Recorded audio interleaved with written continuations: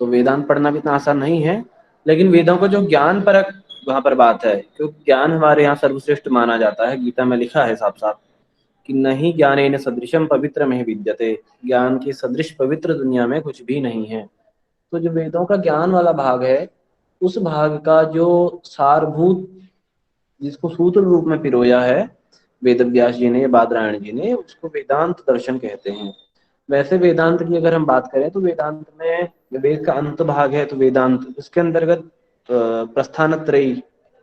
क्या है प्रस्थानत्रयी?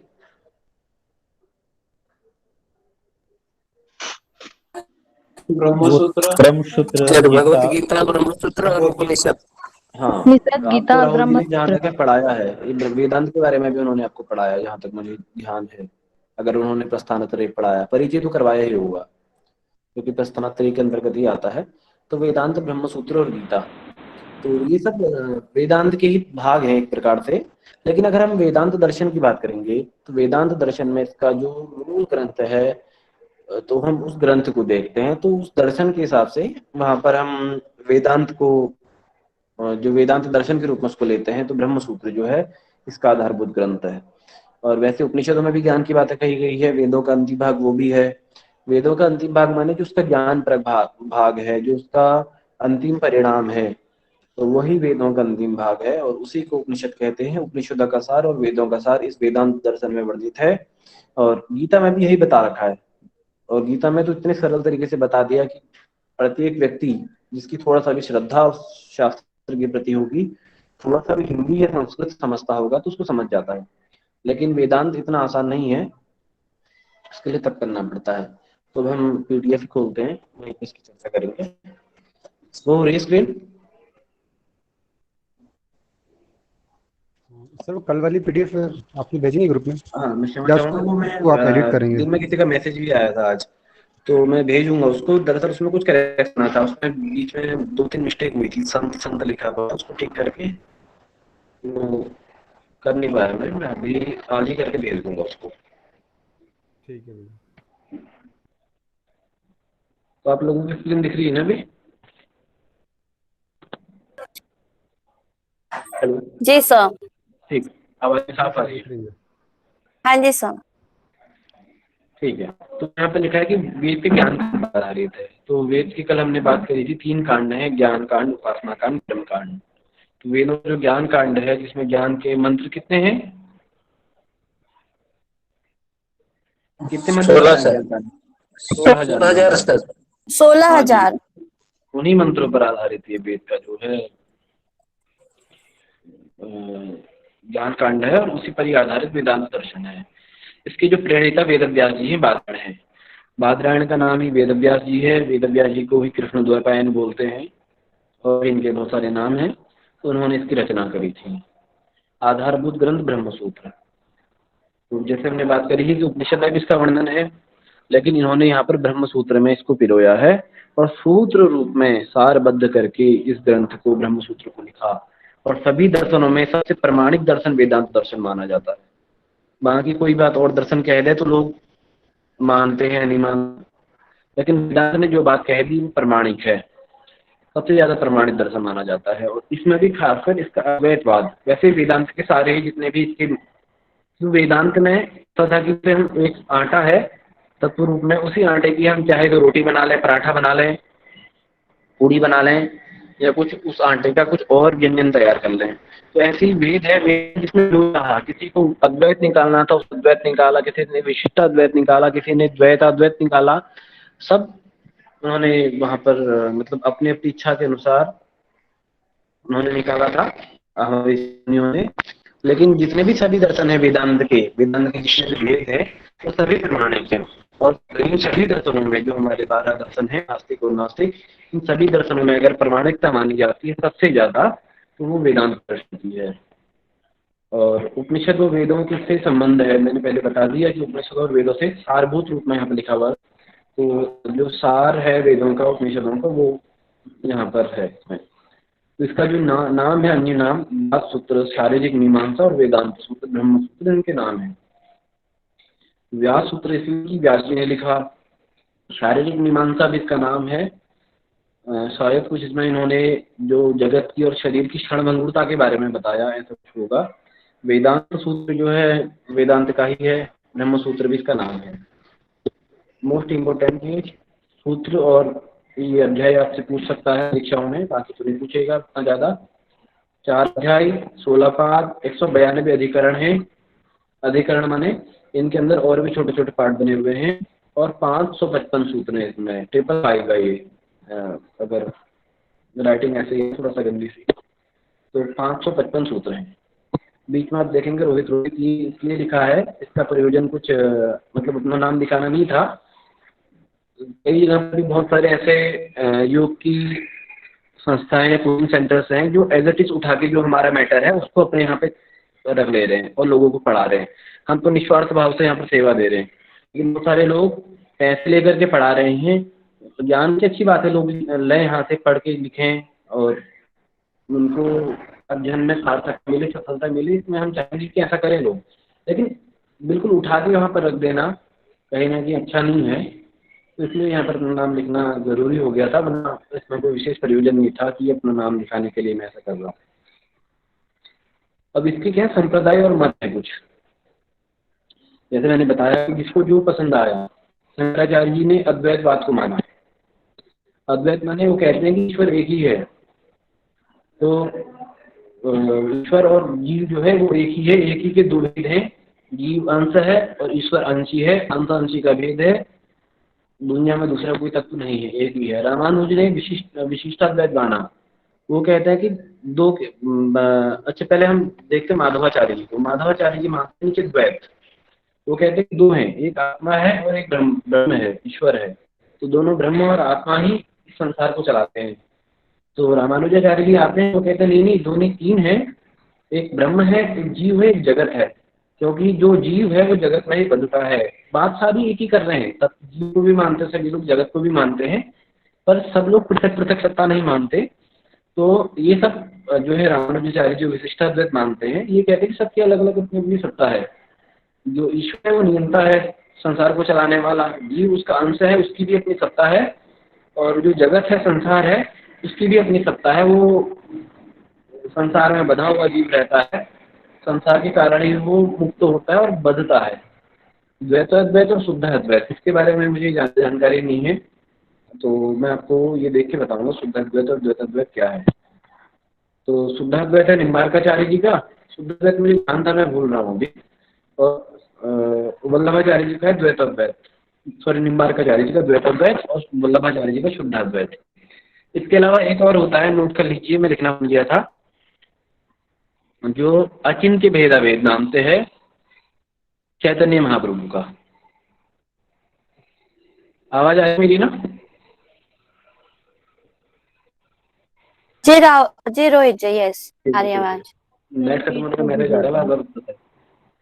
तो चैतन्य महाप्रभु जी का है अचिन्त्य भेदाभेद। पूजा जी कॉल कर लीजिएगा, अगर नेट बीच में मेरा प्रॉब्लम हुआ तो फिर मैं वाईफाई ऑन करके किसी का फिर करूंगा। जी सर, ठीक है सर। सर बल्लभाचार्य ने क्या बोला सर? जी बल्लभाचार्य किस बात बोले? बल्लभाचार्य ने शुद्धाद्वैत बोला है। शुद्धाद्वैतवाद। जी सर। सर जी एक बार चैतन्य प्रभु भी बता दीजिए, आवाज क्लियर नहीं आ रही थी हमारे में आपकी। बाकी लोगों को आ रही है? नहीं आ रही है सर, कट हो रही है बीच बीच में। वेदांत का जो सार है, ब्रह्म सत्यम जगत मिथ्या जीवो ब्रह्म बनापर है, यही है कि जो वेदांत कहना चाहता है कि संसार है, नश्वर है, असत्य है, मिथ्या है और ब्रह्म सत्य है। दुनिया में अगर किसी की सत्ता है तो ब्रह्म की है, और जीव है वो इस संसार के चक्कर में पड़ के, अविद्या के चक्कर में, माया के चक्कर में पड़ करके ब्रह्म को भूल जाता है। जो सत्य है उसको भूल जाता है और असत्य के चक्कर में बंध जाता है। इसी को योग दर्शन में विद्या कहा है, यहाँ पर मिथ्या वगैरह बोला है जगत को। तो अब बताया कि जो संसार में मनुष्य है और संसार है, उसकी 3 प्रकार की सत्ताएं बताई सांसारिक मनुष्यों की। तो जितने भी सांसारिक मनुष्य हैं वो 3 प्रकार से दुनिया में रहते हैं, मतलब जितने भी जीव हैं, जीव माने आत्माएं हैं। तो पहले बताएं प्रातिभाषिक, फिर व्यवहारिक, फिर पारमार्थिक। प्रातिभाषिक में आभास, जब हम स्वप्न देखते हैं तो जैसे हमने बताया था ना कि जागृत, स्वप्न, सुषुप्ति और तुरीय अवस्था, तो उसी प्रकार से ये भी बताया है।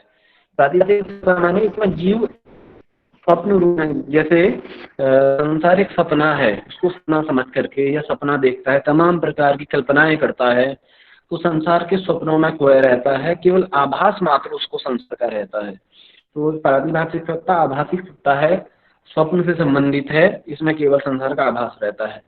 व्यवहारिक सत्ता जो हम जागृत अवस्था में भी कर रहे हैं, अपने होशो हवास में परमार्थ के कल्याण के लिए, लोगों के कल्याण के लिए हम कोई कार्य कर रहे हैं या व्यवहार कर रहे हैं किसी भी प्रकार का, अभी हमारे आपके बीच में कम्युनिकेशन हो रहा है, तो ये सारी व्यवहारिक सत्ता है, व्यवहार हो रहा है। और अगली बताए पारमार्थिक सत्ता, ये है परमात्मा से संबंध। परमात्मा से संबंध यानी जब हम ईश्वर की प्राप्ति के लिए अग्रसर होते हैं तो बीच में तमाम बाधाएं आती हैं, उन बाधाओं को काटने के बाद जब ईश्वर को प्राप्त करने लगते हैं, उसके निकट पहुंच जाते हैं, अपना समर्पण उसमें कर देते हैं उस ईश्वर में, उसी को बोलते हैं पारमार्थिक सत्ता। परमार्थ के लिए, ईश्वर के लिए ऐसी जो सत्ता है पारमार्थिक सत्ता है। ऊपर की जो दो सत्ताएं हैं, आभासिक और जागृत वाली, ये सांसारिक सत्ताएं हैं, और जो पारमार्थिक सत्ता है ये परमात्मा से संबद्ध है। अब जो भी जितने भी अभी तक हमने पढ़े थे मत कि अद्वैत, विशिष्ट अद्वैत, द्वैत, द्वैताद्वैत, शुद्धाद्वैत, चिंत्य भेदाभेद, इन सभी में सबसे प्रमुख स्थान शंकराचार्य जी का है। उनका अद्वैतवाद सबसे प्रमुख है। अच्छा, जो श्रीमद् भगवद गीता है वो इनमें से किससे संबद्ध है? शंकराचार्य जी से संबंध। शंकराचार्य। अच्छा, ये जो यहाँ पे लिखा है इनमें से किससे संबद्ध है? अद्वैतवाद और बाकी लोग को बताए शौरभ। द्वैतवाद से, ये शायद द्वैतवाद से। अच्छा, और लोग?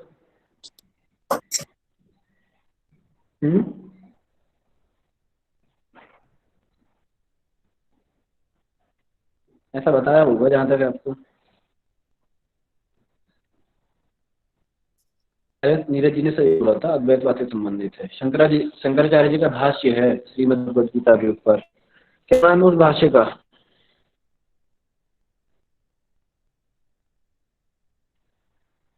गीता के ऊपर भाष्य लिखा शंकराचार्य जी ने, पता है? 11 कि 10 ऐसे ही कंफ्यूज। शांकर भाष्य बोलते हैं उसको। गीता है, गीता भाष्य है शंकराचार्य जी का। गीता भाष्य नाम से भी है और शांकर गीता भाष्य ऐसा भी है। तो जो है गीता अद्वैतामृत बड़सेणीम भगवतीम अष्टादशाध्यायिनीम, ये श्लोक है कि जो है अद्वैतामृत है, अद्वैत रूपी अमृत को प्रवाह करने वाली है गीता, और अष्टादशाध्यायिनीम 18 उसमें अध्याय है। तो वो गीता भी अद्वैतवाद से संबंधित है। तो यहाँ पर भी जो अद्वैत वाला मत है जो है एक ही है दुनिया में, आत्मा भी ब्रह्म भी, उसी का अंश भेद है, जो ईश्वर अंश जीव अविनाशी वाली बात है, तो उसी को यहाँ पर माना है। और जो शंकराचार्य जी का जन्म हुआ था ईसा से 700 वर्ष पूर्व। कई लोग मानते हैं कि 700 ईस्वी में हुआ था या 600 में हुआ था, लेकिन जो प्रमाणिक है, अभी आप जाएंगे श्रृंगेरी में, वहाँ पर हमारे देश में 4 पीठें बनी हुई है। तो 4 पीठों में जो श्रृंगेरी पीठ है, चारों पीठ में 4 शंकराचार्य जी रहते हैं। तो श्रृंगेरी पीठ में शंकराचार्य जी के काल से एक पाषाण शिला है, शिलालेख है। उस शिलालेख में स्पष्ट रूप से शंकराचार्य जी का उस काल का, मतलब उस शिला तब से है लिखा हुआ मिलता है कि जो शंकराचार्य जी हुए वो ईसा मसीह से 700 ईस्वी पहले हुए, लेकिन आज के तथाकथित विद्वानों ने उनको अभी का बता दिया है ये 700-800 ईस्वी का। ऐसा नहीं है, ये बहुत पहले का है। हाँ, अगर आपको ग्रंथों में पूछे, नहीं सॉरी परीक्षा में पूछे, परीक्षा की दृष्टि से आप जो अभी वाला जीवन परिचय मिलता है, मेरे ख्याल से 600 या 700 ईस्वी में। कितना है कोई बताए करेक्ट? शंकराचार्य जी का जो जन्म परिचय है।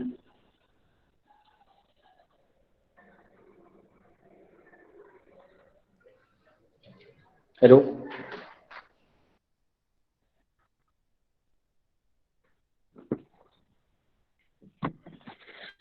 पूजा जी आवाज आ रही है? आ रही है जी जी सर, आपकी आवाज आ रही है। शंकराचार्य जी का जन्म क्या था? सर मुझे तो नहीं पता, बस आप जो पढ़ा रहे बस मुझे वही पता है। ये मेरे ख्याल सर मैं बताऊं? 788 से 820 ऐसा कुछ है।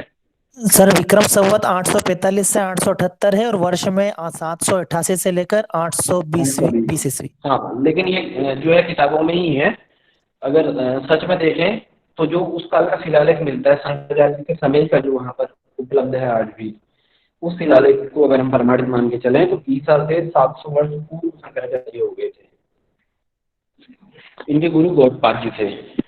तो शंकराचार्य जी मानते हैं अद्वैत के हिसाब से, या ये जो हमारा ब्रह्म सूत्र है, वेदांत दर्शन है, ये भी यही मानता है कि जीव और ब्रह्म एक ही है, अंशरूप जीव है।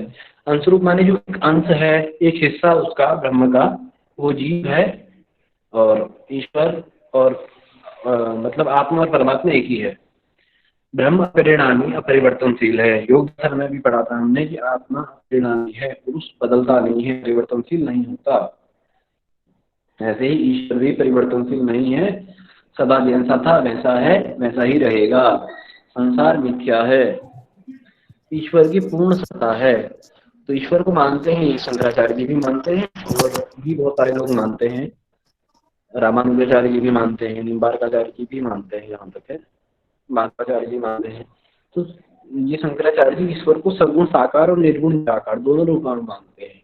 तो ऐसा लोग कहते हैं कि ईश्वर निराकार होता है, तो ऐसा नहीं है। ईश्वर जो इस दुनिया को, सांसारिक जो मतलब साकार दुनिया है, इसको रच सकता है, तो वो इतनी बड़ी दुनिया बनाने वाला ईश्वर कैसे निराकार हो सकता है? तो हर रूप में है वो। योगियों के लिए निराकार है, ज्ञानियों के लिए सगुण निराकार है, भक्तों के लिए सगुण साकार है। तो ईश्वर हर किसी रूप में है। वो जाकी रही भावना जैसी, प्रभु मूरत देखी तुम तैसी। तो वो साकार भी है, वो निराकार भी है। हम जो मूर्ति वगैरह की पूजा करते हैं उसमें हम साकार भाव, क्योंकि हम इतने बड़े योगी नहीं हो गए हैं जैसे महर्षि दयानंद थे कि हम इस ईश्वर को निराकार रूप को ग्रहण कर लें। तो हमारे लिए ईश्वर साकार रूप में हमारे भक्तों को दर्शन देने के लिए आता है। और ऐसा भी माना जाता है कि बहुत सारे कलियुग भक्त हुए हैं, तुलसीदास जी, मीराबाई, चैतन्य महाप्रभु, बहुत सारे लोग हैं कि जिनको ईश्वर के दर्शन में आभास हुआ। तो ईश्वर सगुण साकार भी है। कर्म को भी मानते हैं। कल हमने पढ़ा कि कर्मों के प्रधान ईश्वर को गौण माना था, तो ये दोनों को मानते हैं, कर्मों को भी और ईश्वर को भी। और माया और अविद्या का अस्तित्व भी स्वीकार करते हैं, क्योंकि माया को ब्रह्म की जो है आध्यात्मिक शक्ति मानते हैं। ब्रह्म जो है माया के द्वारा ही ये संसार को रचता है, तो माया उसका एक साधन है, ब्रह्म की शक्ति है, इसीलिए। और माया को ही अविद्या कहा है। अच्छा, माया माने क्या होता है?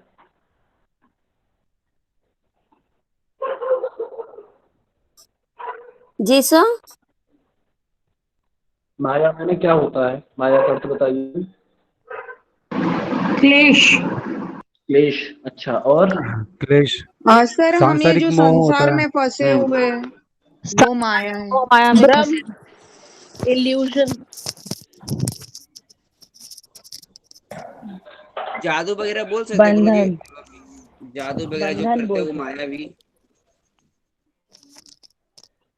माया माने बंधन ही जो बोल है ही सकते नहीं, माया है।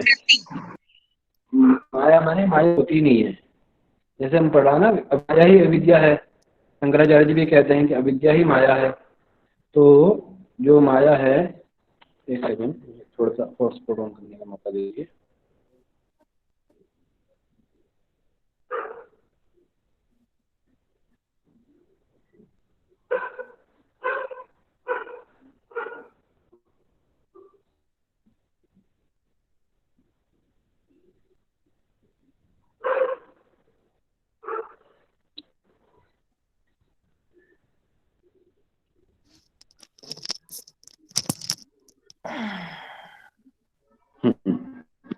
ठीक है। और सर ये मिथ्या अच्छा, जगत को जो माया हम सच मानते हैं वही माया है।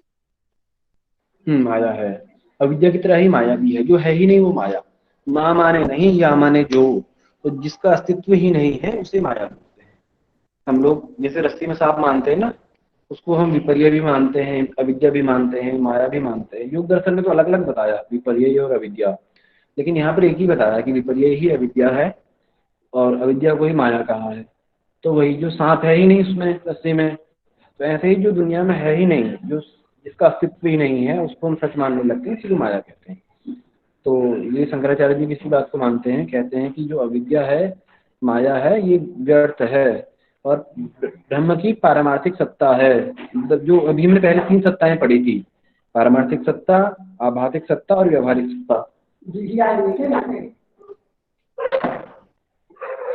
तो जो अभी जो पारमार्थिक सत्ता है ईश्वर की, तो जो मतलब वो ब्रह्म की सत्ता है। 3 सत्ताओं में प्रातिभाषिक सत्ता ब्रह्म की है, नहीं, प्रातिभाषिक सत्ता और व्यवहारिक सत्ता सांसारिक जीवों की है और पारमार्थिक सत्ता ब्रह्म की है। जब कर्मों की बात करते हैं तो वेदांत में 6 कर्म बताए। कल जो हमने कर्म पढ़े थे, उसमें कितने कर्म पढ़े थे हमने? 5 कर्म। नाम बताइए। 5 कर्म। नित्य नैमित्तिक, नित्य नैमित्तिक, काम, निषिद्ध, प्रायश्चित। हाँ, तो इनके बारे में एक बार बता दें एक लाइन, फिर हम अगला इसमें एक कर्म और है उसको पढ़ेंगे, बाकी 5 वही हैं। जी। काम में कर्म हो गया जो मतलब कि जो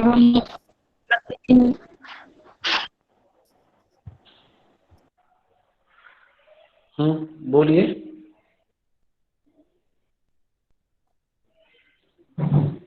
जी, नित्य कर्म मतलब कि जैसे हम डेली रूटीन में जो करते हैं, प्रतिदिन जो करने वाले, जैसे श्रद्धा, पूजा करना, ध्यान आदि, ये सब चीज आते हैं इसमें। और नैमित्तिक कर्म होता है सर, विशेष अवसर पर जो किया जाता है, जैसे जन्म, विवाह, मृत्यु आदि के संबंध में जो कर्म किए जाते हैं। और काम में कर्म वो हो जाता है जिसमें विशेष उद्देश्यों की पूर्ति के लिए, जैसे कि पुत्र की प्राप्ति, ग्रह की शांति, अश्वमेध यज्ञ हो गया। और निषिद्ध वर्जित कर्म, ऐसे कर्म जिन्हें व्यक्ति को नहीं करना चाहिए, उन्हें उनसे पाप लगता है, ऐसे कर्म को निषिद्ध कर्म कहा जाता है। और प्रायश्चित कर्म मतलब कि जो हमने पाप किया है उसका पश्चाताप करने के लिए जो किया जाता है, अपनी गलती का पश्चाताप करने के लिए, पाप से बचने के लिए, उसको बोला जाता है प्रायश्चित कर्म। बहुत बढ़िया, आशा है बाकी लोगों को समझ में आए होंगे। इन्हीं 5 कर्मों में एक कर्म और आता है, उपासना कर्म। तो ये 6ठा कर्म है वेदांत के अनुसार। इन 6 कर्मों को वेदांत दर्शन वाले मानते हैं। तो उपासना कर्म इसलिए है कि जो ईश्वर की उपासना है, हम लोग ईश्वर की उपासना करते हैं निष्काम भाव से, उस उपासना को अलग से इन्होंने ऐड किया। तो कहा है कि ईश्वर की इन्होंने अलग से उपासना पर बल दिया कि व्यक्ति को तप करना चाहिए, ईश्वर की निष्काम भाव से उपासना करनी चाहिए, योग में ही अपना जीवन जीना चाहिए, इसीलिए उपासना कर्म को इन्होंने बताया। और 3 कर्म और बताए इन्होंने। तो इन्होंने बताया कि संचित, क्रियमाण और प्रारब्ध। क्या है संचित, क्रियमाण, प्रारब्ध? पहले काफी बार बताया जा चुका है। संचित हो गया सर कि अच्छे व बुरे कर्म का जो संचय होता है जन्म जन्मांतरों में, जैसे जमा पूंजी हो गया, तो वो संचित कर्म के अंतर्गत आ गया। और प्रारब्ध कर्म हो गया जो अच्छा कर्म का फल अच्छा मिलना, या फिर बुरे कर्म का फिर बुरा मिलना, जब पिछले कर्मों का जो परिणाम होता है वो हम प्रारब्ध कह सकते हैं कि प्रारब्ध कर्म। क्रियमान कर्म हो गया जो वर्तमान में किए गए कर्म, चाहे वो अच्छा हो या बुरा हो, प्रेजेंट में जो हम काम करते हैं वो क्रियमान कर्म।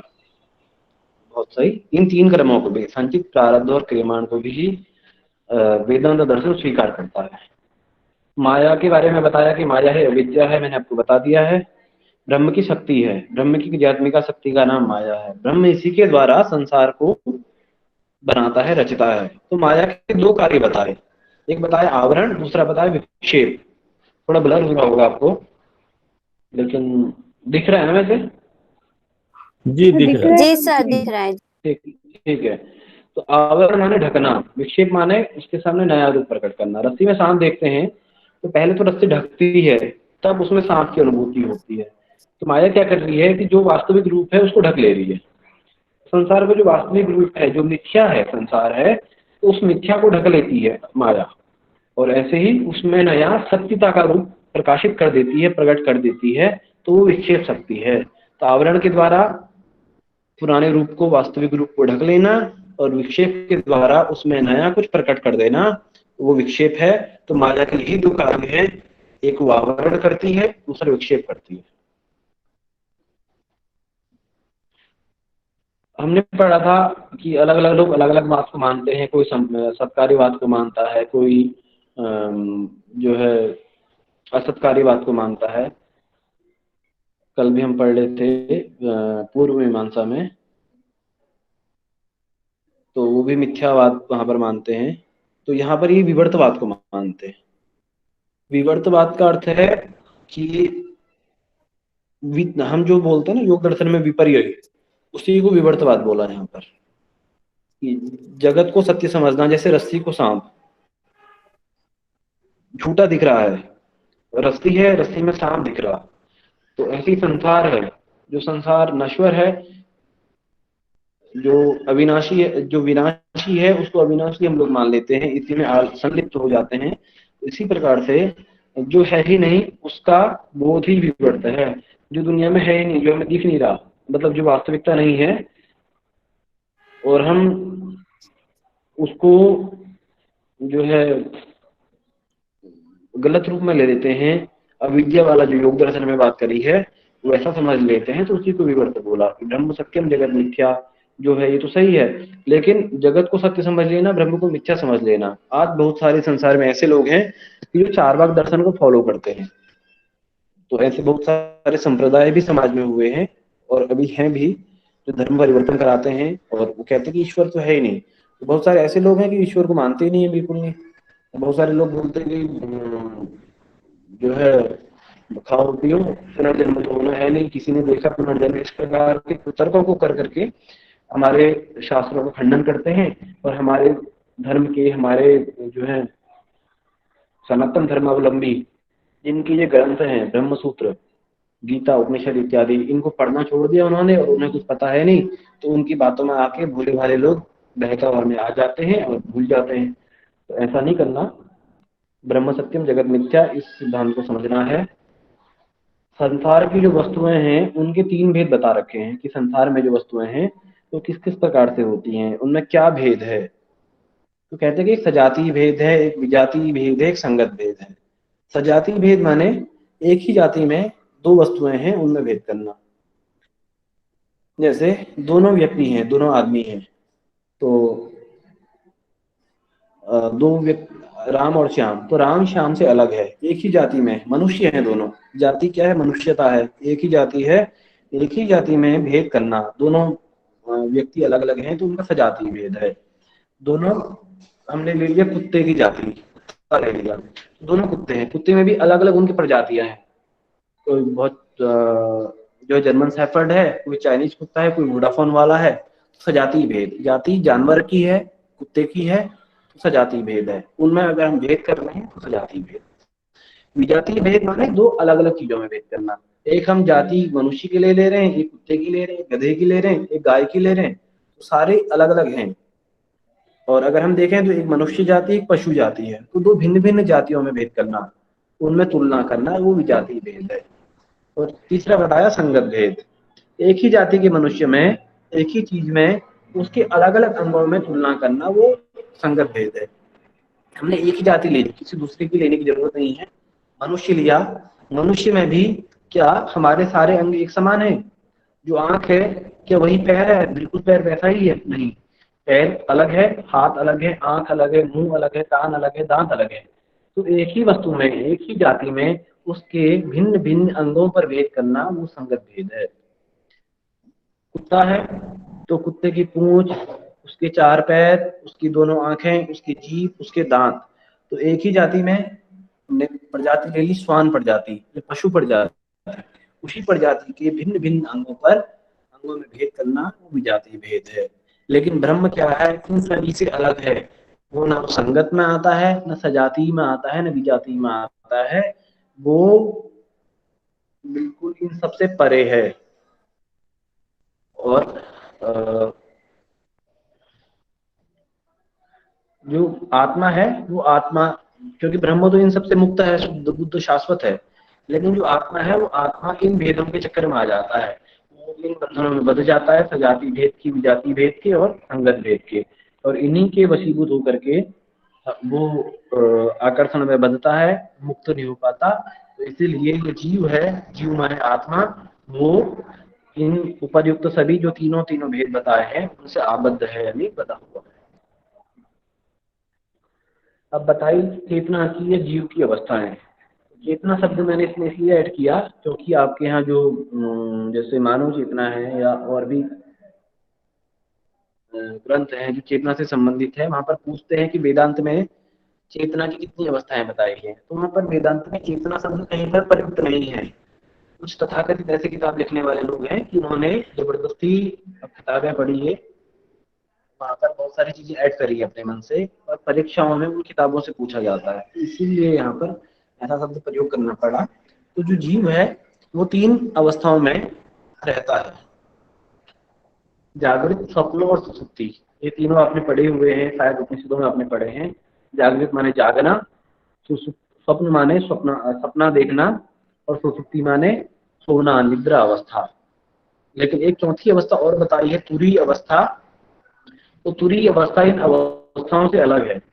तो ये तो जीव की सांसारिक अवस्थाएं हैं, लेकिन जो तुरीय अवस्था है तो मोक्ष है, वो ध्यान की अवस्था है, वो उच्च कोटि की, जिसको हम इंट्यूशन बोलते हैं या प्रज्ञा बोलते हैं या ब्रह्म प्राप्ति का मार्ग बोल देते हैं, ईश्वर, हम संप्रज्ञात समाधि जिसको बोलते हैं। तो आभास रहित है, स्वरूप शून्यम। आभास किसमें होता है? जब आपको आप ध्यान कर रहे हैं, आपको अपने स्वरूप का आभास हुआ, तो वो ध्यान नहीं है। आभास रहित होना, स्वरूप शून्यता का अनुभव करना, वही ध्यान है, और उसी में समाधि भी है। तो ये जो तुरीय अवस्था है, ये इन सभी से अलग अवस्था है। आगे कहते हैं कि शंकराचार्य जीव और ब्रह्म अभिन्न है। ब्रह्म और जीव जो है अभिन्न माने एक ही है, अलग अलग नहीं है। जैसे घड़ा और मिट्टी, अगर हम मिट्टी से घड़ा बना देंगे तो क्या वो मिट्टी घड़े से अलग है? नहीं हो सकती, क्योंकि मिट्टी से ही घड़ा बना है, और अब मिट्टी को अलग कर दोगे तो घड़े का अस्तित्व नहीं रहेगा। घड़ा ही मिट्टी है और मिट्टी ही घड़ा है, बस उसमें अवस्था का भेद हो गया है। जो हमने धर्म अवस्था, लक्षण अवस्था, 3 अवस्थाएं पढ़ी थी योग दर्शन में, तो उस अवस्था का भेद हो गया। परंतु मिट्टी घड़े से अलग नहीं है, आग चिंगारी से अलग नहीं है, और जो बुलबुला है वो पानी से अलग नहीं है। बुलबुला है पानी से उत्पन्न होता है और पानी में मिल जाता है। चिंगारी आग से ही उत्पन्न होती है और अंत में नष्ट हो जाती है, तो उसकी आग समाप्त हो जाती है। तो आग और चिंगारी, जब तक चिंगारी है तो उसमें आग रहेगी, और चिंगारी अगर नष्ट हो गई तो आग भी समाप्त हो जाती है। इसीलिए ये जो है इनमें भेद नहीं है, जीव और ब्रह्म भी एक ही है। कि जो जीव है वो शरीर में तो आता है, लेकिन वो ईश्वर से अलग नहीं है, ईश्वर का ही अंश है। 5 कोशों का वर्णन भी है, अन्नमय, प्राणमय, मनोमय, विज्ञानमय और आनंदमय। आपने किस उपनिषद में इसके बारे में पढ़ा? तो आप में से कोई माइक ऑन करके इसके बारे में बताए। तैत्तिरीय उपनिषद में। तैत्तिरीय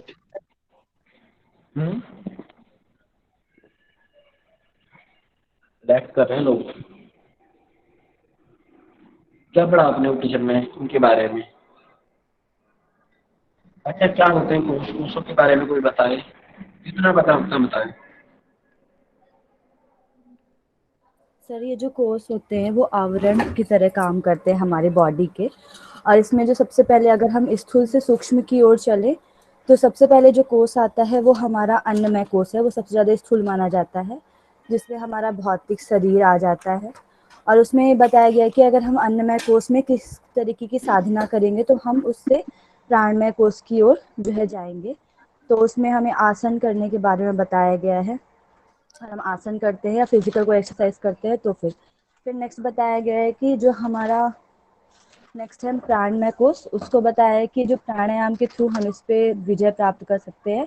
इसे बताया गया जो प्राण होता है वो समस्त प्राणी के शरीर में पाया जाता है और वही जीवन होता है।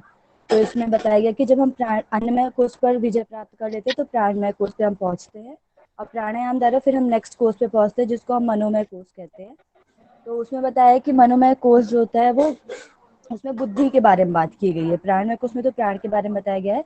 इसमें बताया गया कि मनोमय कोष से हमें ज्ञान का बोध होता है, और मनोमय कोष पे हम ध्यान करेंगे अगर, तो हमें जो है विज्ञानमय कोष की प्राप्ति होगी। फिर इसमें बताया गया मनोमय कोष के बाद जब विज्ञानमय आता है तो पुरुष की आकृति में हम समाहित हो जाते हैं।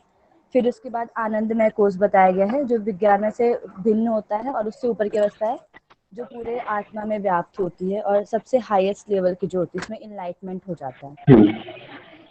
सही बताया। 5 कोशों का वर्णन है, अन्नमय, प्राणमय, मनोमय, विज्ञानमय और आनंदमय। अन्नमय माने जो अन्न से शरीर संचालित होता है। अन्न क्या है? भौतिक पदार्थ है, सांसारिक है, देखा जाता है, अनुभव किया जाता है, स्वाद उसका ग्रहण किया जाता है। तो अन्न से जो युक्त निर्मित होता है ऐसा कोश तो अन्नमय कोश है। इसको हम पांचभौतिक शरीर बोलते हैं, जो हमारा स्थूल शरीर है।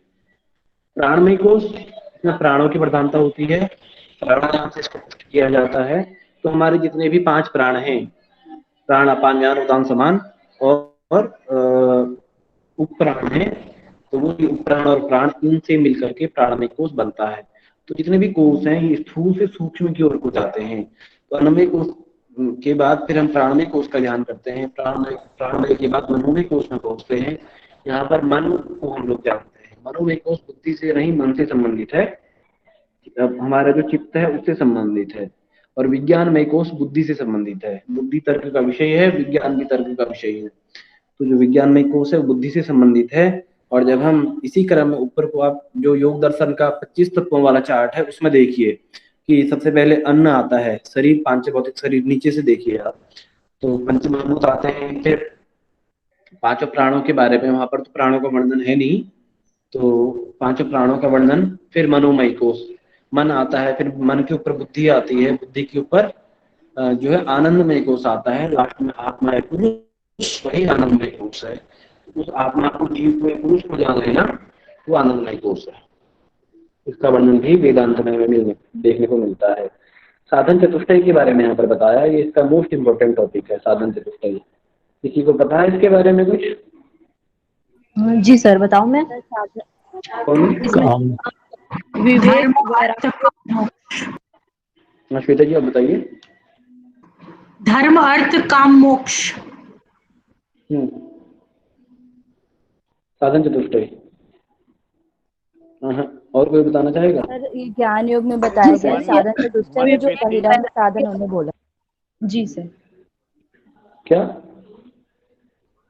विवेक, जो बहिरंग साधन है ना ज्ञान के, सठ संपत्ति,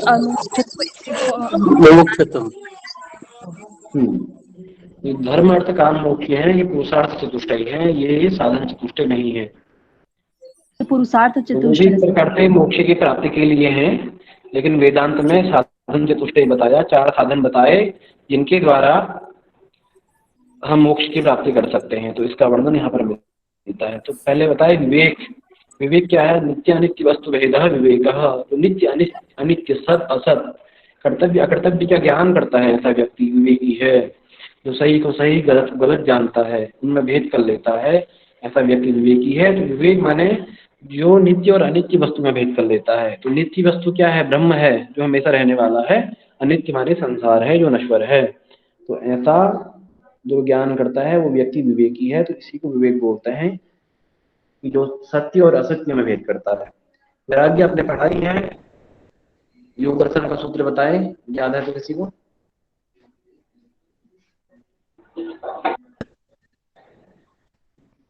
वैराग्य का सूत्र बताइए। सर इसमें बताया गया दृष्टानुस्वाभाविक विषय वितृष्ण वशीकार संज्ञा वैराग्य। वही बात यहाँ पर बता रखी है, दृष्ट और अनुस्वाभाविक, लौकिक और पारलौकिक, इन वस्तुओं से, इन विषयों से विराग उत्पन्न कर लेना, वितृष्णा उत्पन्न कर लेना, इसी को वैराग्य कहते हैं। आगे बताया समाधि षट्क संपत्ति।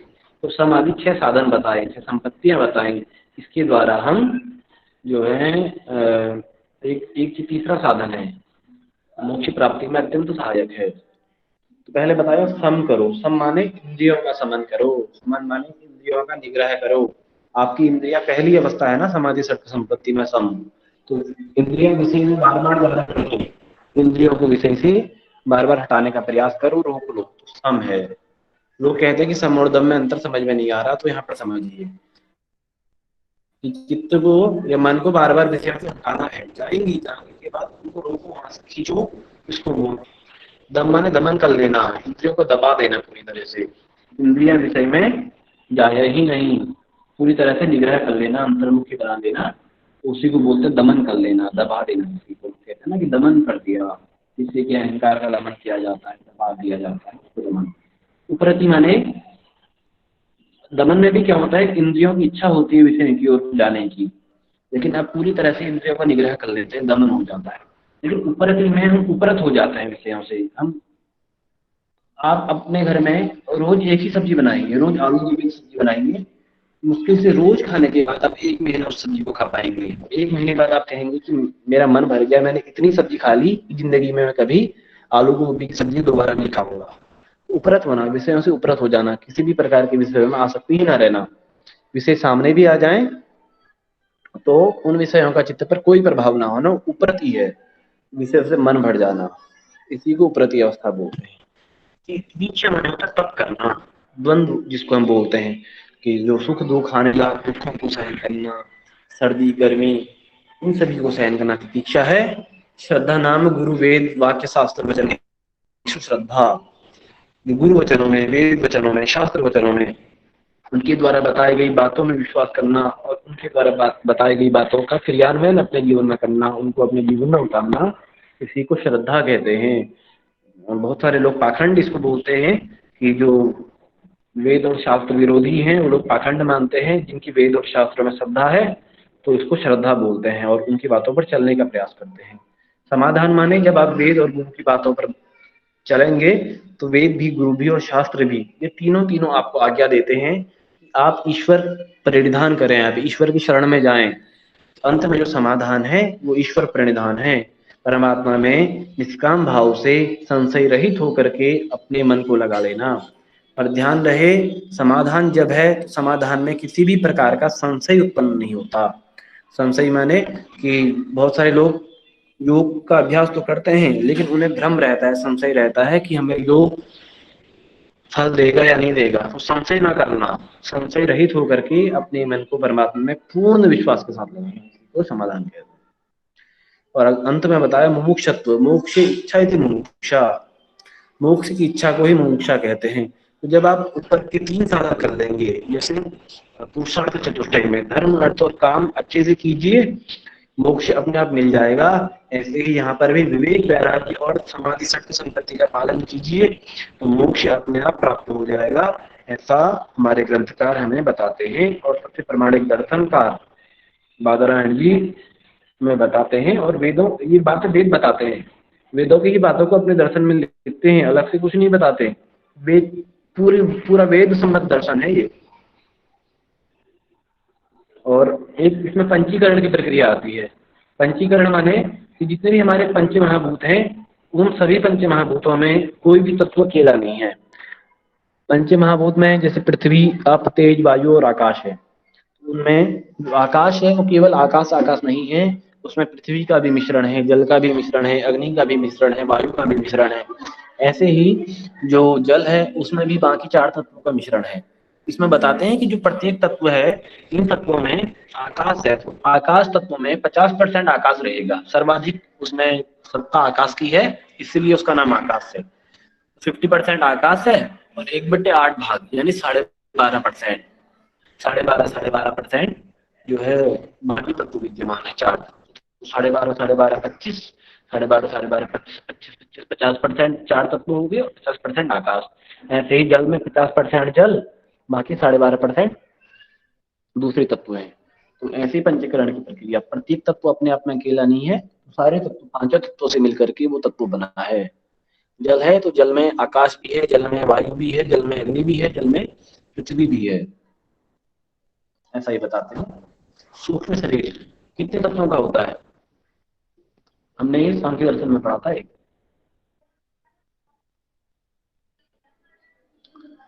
सूक्ष्म शरीर कितने तत्वों का होता है जी?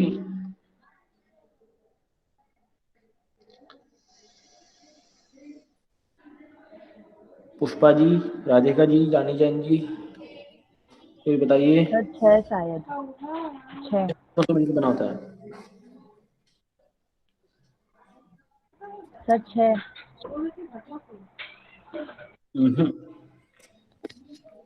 योग दर्शन में पढ़ चुके हैं हम इस बात को। कितने शरीर होते हैं हमारे पास? लिंग आगे आप, पीछे 7। 3 है, सूक्ष्म, स्थूल और कारण। स्थूल, कमल जी बताइए। सर 3 होते हैं, सूक्ष्म, स्थूल और कारण शरीर। तो क्या क्या होता है इनमें बताइए। सर उसको मैं एक्सप्लेन नहीं कर पाऊंगी, सॉरी। बाकी कोई सर पढ़ स्थूल चुके हैं शरीर हम का पहले, इसी पंच बात को कोश रिपीट के करते साथ हैं। होता है। मुझे शौक नहीं है कि बार बार मैं पुरानी बातों को यहाँ पर लेके आऊँ, इसलिए सिर्फ ला रहा हूँ क्योंकि टॉपिक जो सूक्ष्म शरीर का स्थूल शरीर का पहले हम पढ़ चुके हैं और वही बात यहाँ पर बताई है, थोड़ा सा अंतर है बस। तो आपका ये रिपीट सर हो इसलिए मैं बार बार बात बोल स्थूल रहा हूँ। सर स्थूल शरीर में आ गया कोई मूर्ति उर्ति पूजा करना वगैरह, स्थूल शरीर में आ गया, और कुछ में मेरा मन वगैरह वृत्तियां आ गया, और उसके अंदर में जो रहता है वो कारण शरीर रहता है। सर स्थूल शरीर यानी जो हमें दिखता है वो शरीर, और सूक्ष्म शरीर जो यानी हमारे मृत्यु के बाद भी हमारे साथ जाता है वो, ऐसा मुझे लग रहा है, पर श्योर नहीं हूँ मैं। ठीक है, स्थूल शरीर होता है जो दिख रहा है पंच महाभूतों से मिलकर के, बिल्कुल सही बताया। सूक्ष्म शरीर हमारे साथ जाता है लेकिन कितने तत्वों से मिलकर के बनता है? योग दर्शन के अनुसार सूक्ष्म शरीर 18 तत्वों से मिलकर के बनता है, और कारण शरीर हमारा जिसको बोलते हैं आत्मा, जिसके द्वारा जीव बार बार शरीर में बदलता है, वो कारण शरीर है।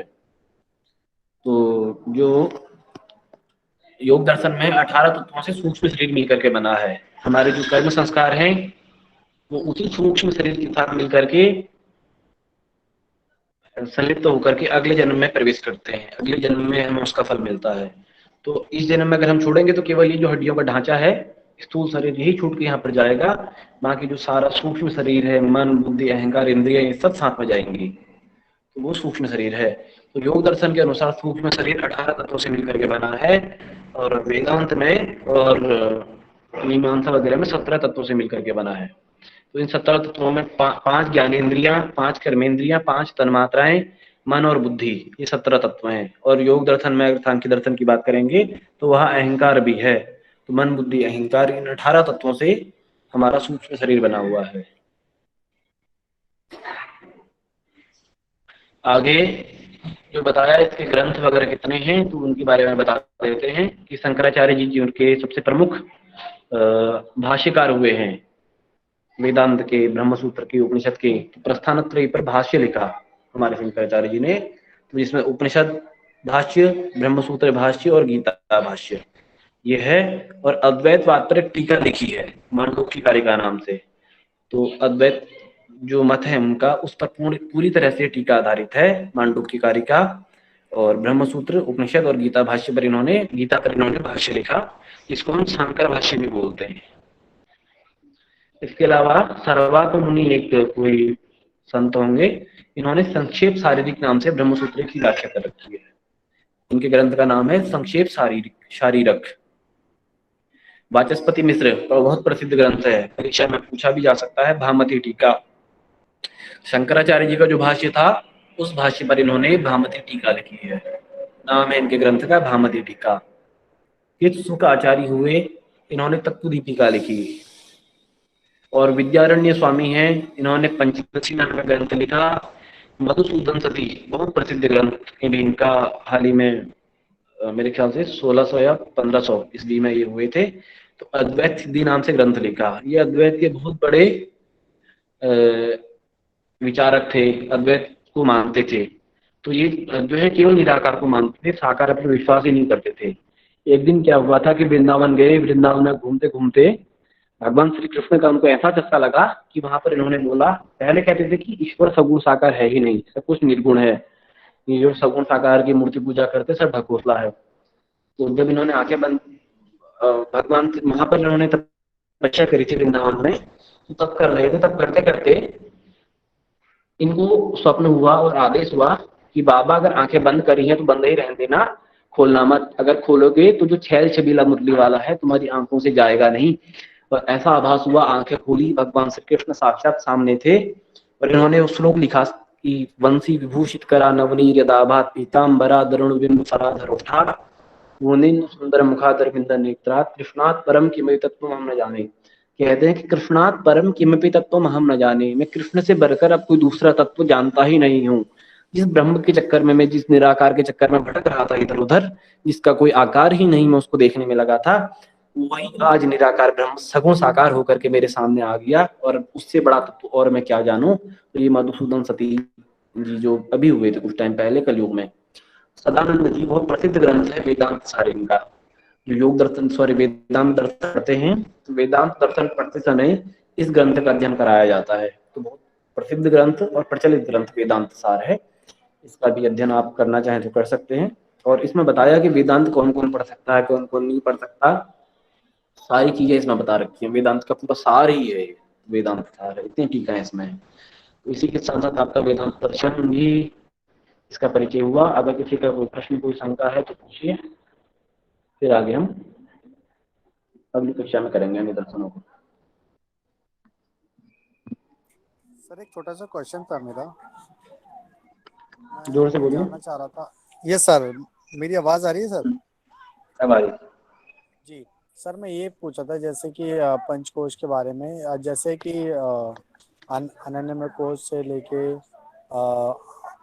आनंदमय कोश तक, और जब कोई ऐसी प्रॉब्लम होती है जैसे मन